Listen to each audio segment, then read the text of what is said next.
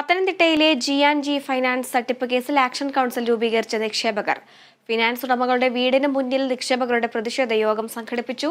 അതേസമയം company ഉടമകളെ arrest ചെയ്യണമെന്നാവശ്യപ്പെട്ട് Koipuram police സ്റ്റേഷനിലേക്ക് നിക്ഷേപകർ പ്രതിഷേധ മാർച്ച് നടത്തി.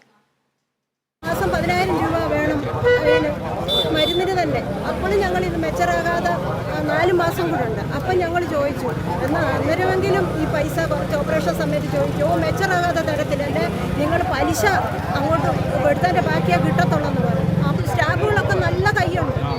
അപ്പോൾ നമ്മൾ ചോദിക്കുമ്പോൾ ഞങ്ങളെ ചീത്ത വിളിക്കുക. PRD എന്ന വ്യക്തിയെ ഞങ്ങൾക്ക് നേരിട്ട് പരിചയമില്ല. പ്രസാദ് എന്ന വ്യക്തിയാണ് ഞങ്ങളിൽ നിന്ന് അദ്ദേഹത്തിൻ്റെ അക്കൗണ്ട് വഴി പൈസ മേടിച്ച് ഇവിടെ PRDക്ക് നിക്ഷേപിച്ചത്. അദ്ദേഹം ഞങ്ങളെ ഇപ്പോൾ വിളിക്കുമ്പോൾ ഞങ്ങൾ PRD ആർക്കെങ്കിലും ഇനി പൈസ കൊടുക്കുകയാണെങ്കിൽ ആദ്യം നിങ്ങളുടെ പൈസ വാങ്ങി തരാമെന്നാണ് ഇദ്ദേഹം പറയുന്നത്. ഈ പൈസ നഷ്ടപ്പെട്ട രീതിയിലാണ് ഞങ്ങളിപ്പോൾ എൻ്റെ വസ്തുവും വീടും കൂടെ വിറ്റ പൈസയാണ് ഇദ്ദേഹം പ്രസാദിൻ്റെ ഫെഡറൽ ബാങ്കിൻ്റെ അക്കൗണ്ടിലേക്ക് എൻ്റെ ഫെഡറൽ ബാങ്കിൻ്റെ അക്കൗണ്ടിൽ നിന്നും വാങ്ങിയത്. നിക്ഷേപിച്ച പണം തിരിച്ചു കിട്ടാത്ത നിക്ഷേപകരുടെ വാക്കുകളാണിത്. ഇതുപോലെ നൂറുകണക്കിന് ആളുകളാണ് ഇന്ന് GNG ഫിനാൻസ് ഉടമ ഗോപാലകൃഷ്ണന്റെ വീടിന് മുന്നിൽ പ്രതിഷേധവുമായി എത്തിയത്. സമരം ശക്തമാക്കുന്നതിന്റെ ഭാഗമായി 18 ആക്ഷൻ കൗൺസിലാണ് രൂപീകരിച്ചിരിക്കുന്നത്.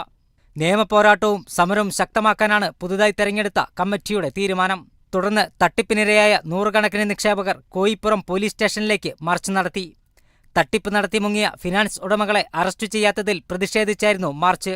PRDയിലെ വളരെ കാലമായിട്ട് വിശ്വസ്തനായ സീനിയർ ഉദ്യോഗസ്ഥനായിരുന്നെന്ന് ഞങ്ങളെ പറഞ്ഞു ധരിപ്പിച്ചു.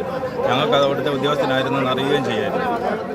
അദ്ദേഹം ഞങ്ങളിൽ നിന്ന് RBIയുടെ അംഗീകാരമുണ്ട് എന്ന് പറഞ്ഞ് എൻ്റെ ഫെഡറൽ ബാങ്കിൻ്റെ അക്കൗണ്ടിൽ നിന്ന് പ്രസാദിൻ്റെ ഫെഡറൽ ബാങ്ക് അക്കൗണ്ടിലേക്ക് 10 ലക്ഷം രൂപ വാങ്ങുകയും ഈ പ്രസാദ് എന്ന വ്യക്തിയാണ് PRD ഫൈനാൻസിൽ കൊണ്ട് ഇത് നിക്ഷേപിക്കുകയും ചെയ്തത്. ഈ ഡിസംബർ മാസം വരെ ഞങ്ങൾക്ക് പലിശ തന്നിരുന്നു. ജനുവരി ആയപ്പോൾ പ്രസാദ് എന്ന വ്യക്തി ഞങ്ങളോട് പറയുകയാണ്, ഇനി നിങ്ങൾക്ക് മുതലും കിട്ടത്തില്ല, പലിശയും കിട്ടത്തില്ല.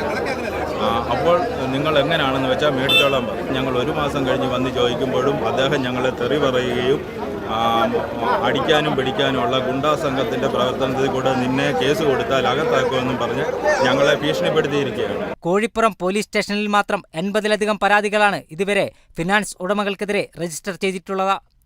Kerala vision news, Pathanamthitta.